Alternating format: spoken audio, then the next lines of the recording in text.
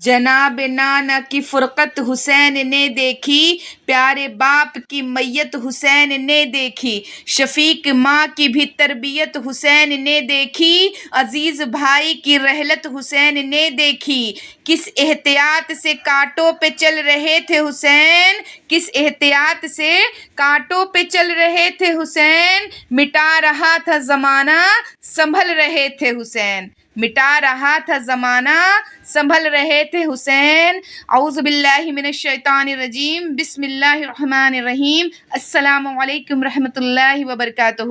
نبی کریم صلی اللہ علیہ وسلم نے فرمایا کہ حضرت امام حسین کے پیدائش کے بعد حضرت جبریل نے مقام شہادت کی سرخ مٹی لا کر مجھے دی ہے۔ آپ کی ولادت باسعادت پر جبریل اللہ کی طرف سے مبارکباد بھی لائے اور ساتھ ہی اظہار غم بھی کیا۔ اس وقت سید المرسلین صلی اللہ علیہ وسلم امام حسین رضی اللہ تعالیٰ عنہ کے گلے کو چوم رہے تھے۔ جبریل علیہ السلام نے آبدیدہ ہو کر عرض کی، اے محبوب خدا علیہ السلام، آپ جس گلے کو بڑی محبت سے چوم رہے ہیں اس گلے پر خنجر چلے گا اور اللہ آپ کا یہ بچہ اللہ کی راہ میں شہید ہوگا، اور یہی اس جگہ کی سرخ مٹی۔ سیدہ زہرا نے اپنے باپ کو اپنے بیٹے کا گلا چومتے ہوئے دیکھا تو عرض کی، ابا جان، لوگ تو اپنے بیٹوں کا منہ چومتے ہیں، پیشانی چومتے ہیں اور سر کا بوسہ دیتے ہیں، اور آپ میرے بیٹے حسین کا گلا کیوں چومتے ہیں؟ تو سید المرسلین علیہ السلام کی آنکھوں سے آنسو جاری ہو گئے۔ فرمایا، بیٹی، میدان کربلا میں ظلم اور ستم کے پہاڑ توڑے جائیں گے، میرے اس بیٹے کو شہید کر دیا جائے گا، میری ہی امت کے لوگ میرے اس بیٹے کو شہید کریں گے، نہ وہاں تم ہوگی، نہ میں ہوں گا، نہ امام حسن ہوں گے، نہ ہی تو حضرت علی ہوں گے، میرا یہ بیٹا تن و تنہا ہوگا۔ حضرت خاتون جنت بھی اشکبار ہو گئیں۔ فرمایا، بابا، کیا ہم میں سے کوئی بھی وہاں موجود نہیں ہوگا؟ نبی کریم صلی اللہ علیہ وسلم نے فرمایا، نہیں، صرف مقام کربلا میں حضرت زینب ساتھ ہوں گی۔ نبی کریم صلی اللہ علیہ وسلم نے فرمایا۔ تب امام الانبیاء نے فرمایا کہ اس بچے کا نام کیا رکھا ہے؟ شیر خدا نے عرض کی، آقا، اس کا نام تو اس کے نانا پاک ہی رکھیں گے۔ ابھی نبی پاک خاموشی تھے کہ جبریل امین خدمت میں حاضر ہوئے اور عرض کی، یا رسول اللہ صلی اللہ علیہ وسلم، اللہ کی طرف سے اس بچے کی ولادت کی مبارکباد قبول فرمائیے۔ اور پھر کہا، خدا فرماتا ہے کہ اس بچے کا نام حسین رکھا جائے۔ کملی والے نے حضرت حسین کے کانوں میں اذان کہی اور ساتھ ہی فرمایا، بیٹا حسین، یہ تیرے نانا مصطفیٰ کی آواز ہے، اس کی لاج رکھنا۔ امام حسین رضی اللہ تعالیٰ عنہ نے آنکھ کھولی اور نانا پاک کی طرف دیکھا اور نگاہ سے نگاہ ملی تو حضرت امام حسین نے نگاہوں میں جواب دیا کہ نانا جان، آپ فکر نہ کریں، اگر آواز آپ کی ہے تو کان حسین کے ہیں، اور لوگ تو مسجد میں قرآن پڑھتے ہیں، ممبروں پر قرآن پڑھتے ہیں، مسلوں پر قرآن پڑھتے ہیں، مگر نانا جان، اگر وقت آیا تو میں نیزے پر بھی قرآن پڑھ کر سناؤں گا۔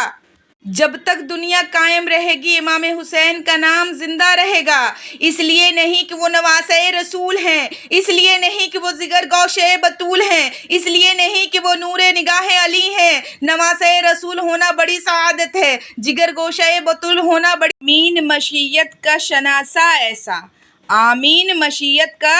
شناسہ ایسا، جس کے قدموں میں ہو کوثر وہ پیاسا ایسا، جس کے قدموں میں ہو کوثر وہ پیاسا ایسا، کیوں فخر سے جھومے نہ رسول عربی، کیوں فخر سے جھومے نہ رسول عربی، تقدیر سے ملتا ہے نواسا ایسا، تقدیر سے ملتا ہے نواسا ایسا۔ کون حسین جو عابد تھے اور ایسے عابد کے انتہائی مظلومی اور بے کسی کے عالم میں بھی شب عاشوراء کی ساری رات اپنے خیمے میں عبادت الہی میں گزاری، اور ایسے عابد کے اپنے جسم پاک سے سینکڑوں زخم کھانے کے بعد بھی میدان کربلا کی تپتی ہوئی ریت پر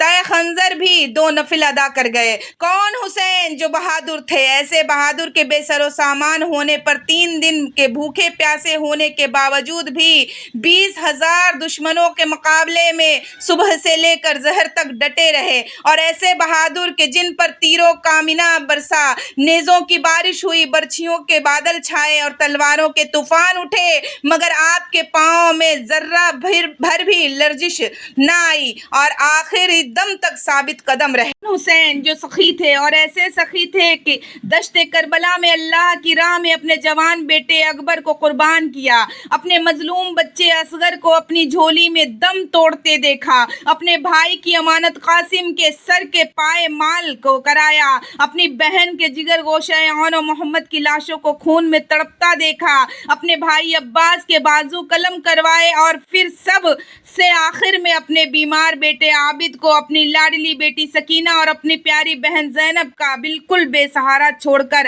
اپنی جان بھی سخاوت کر دی۔ ہے کہ کسی کے پریشان ذہن میں یہ سوال پیدا ہو کہ میدان کربلا میں جو کچھ ہوا وہ کیوں ہوا،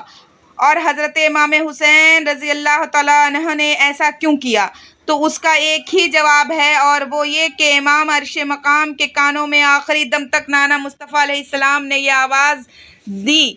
کہ کسی فاسق اور فاجر حکمران کی اطاعت اور سیاہ کار گناہگار بادشاہ کی بیعت ایک مسلمان کے لیے باعث ذلت ہے۔ اور پھر ان کی آغوش ملی تو فاطمۃ الزہرا کی، نگاہ پیار ملی تو امام الاولیاء کی، اور سواری ملی تو سید الانبیاء کی، اور ان کی ماں سیدۃ النساء عالمین ہیں، ان کے باپ سید المومنین ہیں، اور ان کے نانا سید المرسلین ہیں۔ انہوں نے آنکھ کھولی تو پہلی نگاہ محبوب خدا کے نورانی چہرے پر پڑی، اور دودھ کا پہلا قطرہ ملا تھا، اور دست شفقت ملی تو شیر خدا کا، اس لیے تو وہ جانتے تھے کہ لا الہ ہے، اس لیے اسلام باطل کی نفی سے شروع ہوتا ہے اور حق کے اطاعت پر مکمل، اور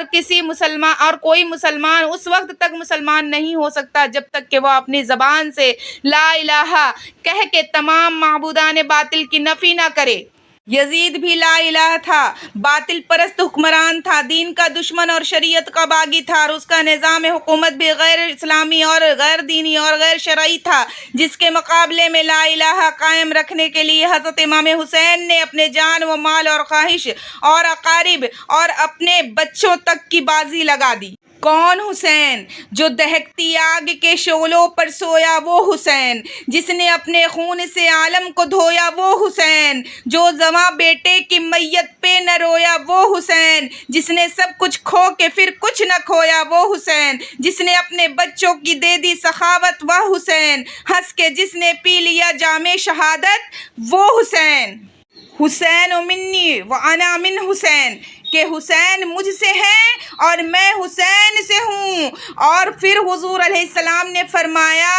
احب اللہ من احب حسنا،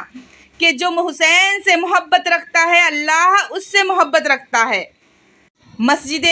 نبوی میں عصر کی نماز ہو رہی تھی، امام الانبیاء علیہ السلام جماعت کرا رہے تھے، اور مقتدی حضرت صدیق اکبر، حضرت عمر فاروق، حضرت عثمان غنی، حضرت علی مرتضیٰ تھے، اور حضرت امام حسین رضی اللہ تعالیٰ عنہ کی 6 سال کی عمر تھی۔ وہ مدینہ منورہ کی گلیوں میں کھیل رہے تھے، وہ کبھی مدینے کے در و دیوار کو دیکھتے اور کبھی نانا مصطفیٰ علیہ السلام کے مصلی قائد و عالم سجدے میں گر گئے تو حضرت حسین نے چھلانگ لگائی اور نبی کے کاندھوں پر سوار ہو گئے۔ عرش والے حیران رہ گئے، فرشتے دم بخود تھے، اور حوریں مہو حیرت مگر روح فطرت مسکرا رہی تھیں۔ جبرائیل پکار اٹھے کہ مولا یہ کیا تماشا ہے کہ بچہ حسین امام الانبیاء کے کاندھوں پر نماز میں اور سجدے کی حالت میں سوار ہو گیا ہے۔ خدا نے فرمایا جبرائیل خاموش، آج جس بچے حسین کو تم سجدے میں نانا مصطفیٰ علیہ السلام کے کاندھوں پر دیکھ رہے ہو، کل اسی بچے حسین کو میدان کربلا میں نیزے پر چڑھا کر قرآن پڑھتا بھی دیکھنا۔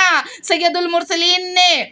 ارادہ کیا کہ سجدے سے سر اقدس کو اٹھاؤں، مگر جبرائیل نے آ کر فرمان خداوندی سنایا کہ جب تک حسین اپنی مرضی سے نہ اترے تو تم سجدے سے سر نہ اٹھا سکتے۔ کملی والے نے نماز لمبی کر دی اور 3 یا 5 بار کے بجائے 72 دفعہ تسبیح پڑھی۔ حضرت حسین رضی اللہ تعالیٰ عنہ اپنی مرضی سے نانا پاک کے کاندھوں پر سے اترے اور ہنستے کھیلتے گھر گئے۔ ماں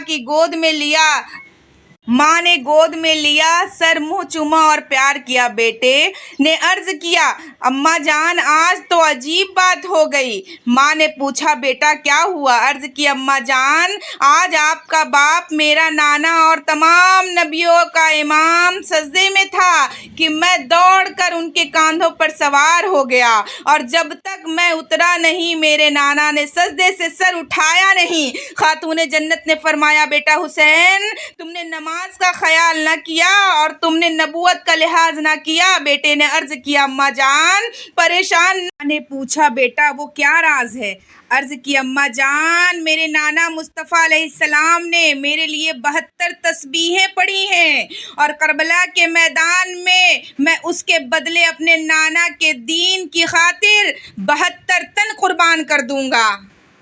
کوئی سلمان، کوئی معصم، کوئی ابو ذر نکلے، جو نکلے وہ مقدر کے سکندر نکلے، جو نکلے وہ مقدر کے سکندر نکلے۔ یہ جو اصغر کے لیے مانگ رہا ہے پانی، یہ جو اصغر کے لیے مانگ رہا ہے پانی، ارے مار دے خاک پہ ٹھوکر تو سمندر نکلے۔ مال اسلام نے بانٹا تو ہزاروں موجود، مال اسلام نے بانٹا تو ہزاروں موجود، خون اسلام نے مانگا تو 72 نکلے، خون اسلام نے مانگا تو 72 نکلے۔